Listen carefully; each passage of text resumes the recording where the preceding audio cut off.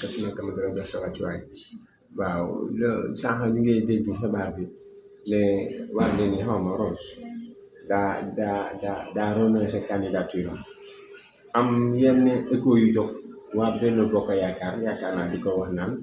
waaw loolu sax atu la bokk na si lii tax ñuy war a pousse élection yi ma ne loolu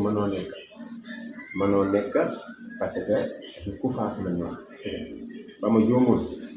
waaye ay renoncé toog mu neexal nga ne bokkutuma léegi ñu ne dañoo reporté élection yi yoon waxi caaxaan la waaw ni conseil constitutionnel la def ba fekkee ne juumuma mooy day republier li nga xamante ni mooy liste bi bu nekk 19 voilà yeneen ñi nag taxuma kaa maîtriser noonu waaye daal li mu mën a xam ba xam-xam moo la ay élection du ko reporté na loolu moom xam na ma waaw yow mi nga xam ne am Rose Bathily xaw ma nan caaxaan rek lii yëpp sax mën na nekk ay affaire yu li ngeen teg mën naa nekk ne caaxaan baaxul da nga gaaw jox ñu dat saa yi gaawal jox ñu dat def élection bi moom la ñoo xaar danaka datat élection bi moom la ñoo xaar